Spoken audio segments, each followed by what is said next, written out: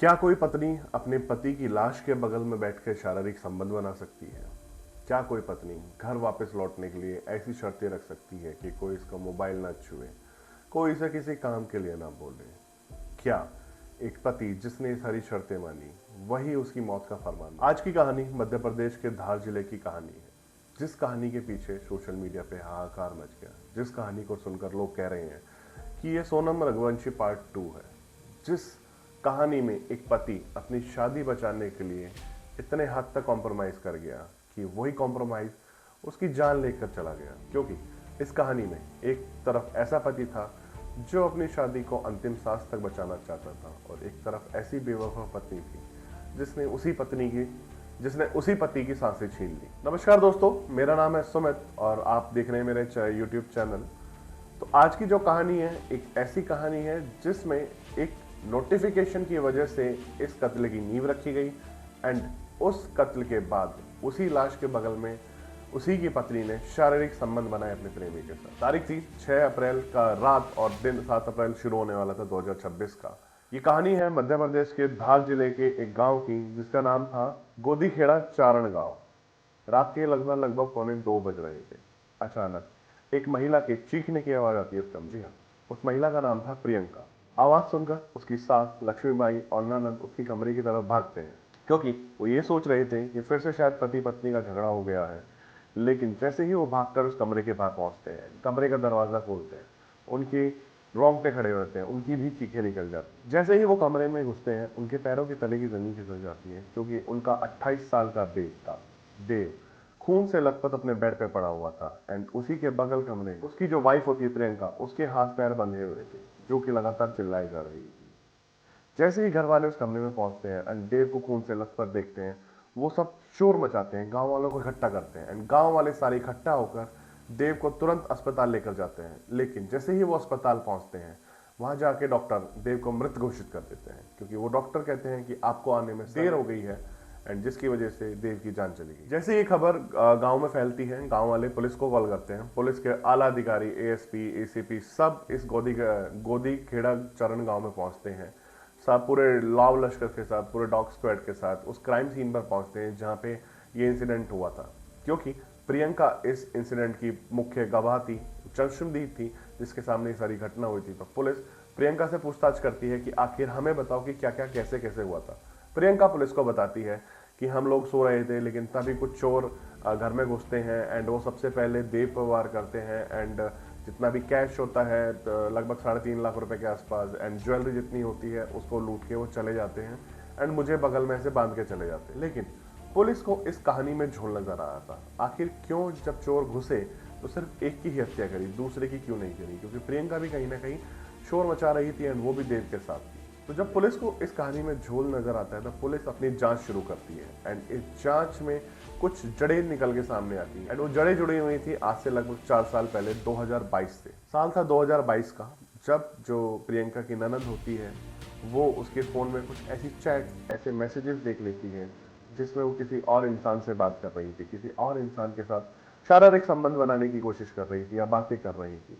तो जब वो चैट प्रियंका की जो ननद होती है वो पढ़ती है, तो उसको पढ़ते हुए प्रियंका देख लेती है, तुरंत उसके हाथ से वो फोन छीन लेती है एंड फोन छीनने के बाद वो घबरा जाती है कि अब ये सारी चीजें सबको बता देगी। तो वो क्या करती है, वो ड्रामा शुरू करती है। ड्रामा इस तरीके से करती है कि बिना उसकी परमिशन के उसकी जो ननद है उसका फोन चेक कर रही थी एंड उस पर उल्टे सीधे इल्जाम लगा रही है एंड जिस को वो एक प्राइम एक्विजिशन बना के वो घर छोड़कर चली जाती है। जैसे ही प्रियंका घर छोड़कर जाती है, पंचायती होती है, घर के जो बड़े बूढ़े बुजुर्ग होते हैं वो प्रियंका के घर जाते हैं, पंचायत बैठती है एंड उस पंचायत में कुछ ऐसे फैसले लिए जाते हैं, ऐसी शर्तें रखी जाती हैं जिस शर्तों की वजह से ही अगर वो शर्तें ना मानी जाती तो आज देव जिंदा होता। उस पंचायत में जो प्रियंका होती है वो 3 शर्तें रखी थी है। ऑलरेडी प्रियंका को 2 साल हो गए थे अपने मायके गए हुए लड़ाई झगड़े के, तो घर परिवार वाले सोचते हैं कि क्यों ना इसकी शर्तें मान ली जाए। तो आखिर वो शर्तें, जो 3 शर्तें प्रियंका ने रखी थी, उसमें से पहली शर्त ये थी कि कोई भी बिना परमिशन के उसका फोन चेक नहीं करेगा, चाहे वो उसका सास हो, चाहे वो उसकी नंद हो, चाहे वो उसका पति ही क्यों ना हो। दूसरा, कोई भी उसको एक्स्ट्रा बर्डन नहीं करेगा या एक्स्ट्रा बर्डन नहीं देगा किसी भी काम के लिए। जब उसका मन होगा तब वो काम करेगी, जब उसका मन नहीं होगा तब वो काम नहीं करेगी। एंड तीसरा, तीसरी जो शर्त प्रियंका ने रखी वो ये रखी कि मैं अपना पार्लर का काम सीखना चाहती हूँ, तो ये लोग मुझे पार्लर का काम सिखवाएंगे। तो ये 3 शर्तें होती हैं जो प्रियंका पंचायत के सामने रखती हैं।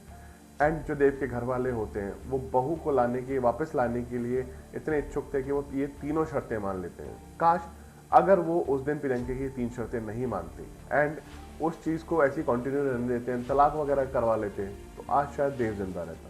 तो वापस लौटते हैं इस कहानी पे। जब पुलिस प्रियंका से पूछताछ कर रही थी, पुलिस वहां से इंसिडेंट पे पहुंची, तो प्रियंका ना काफी फूट फूट कर रो रही थी। वो ऐसे दर्शा रही थी, न जाने उसको कितना दुख है। लेकिन जैसे ही पुलिस ने सख्ती से पूछताछ करी, तो वो अपने धीरे धीरे बयान बदलने लगी। कभी कुछ बोलती, कभी कुछ बोलती। एंड वहीं पे जो एक महिला सिपाही थी जो उस क्राइम सीन को इन्वेस्टिगेट कर रही थी, उसने अपने अधिकारी को कुछ ऐसी चीज बताई जिससे पुलिस के कान खड़े हो गए।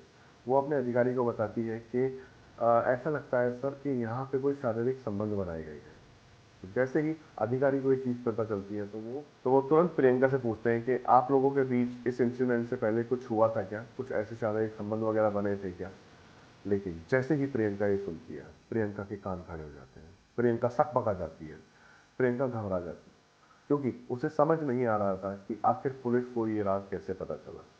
फिर लगभग अगले दिन 12 घंटे बाद पोस्टमार्टम की भी रिपोर्ट आ जाती है। एंड पोस्टमार्टम की रिपोर्ट में आता है कि देव के सर पे हमला किया गया था, उसका घाव लगभग 12 इंच का था।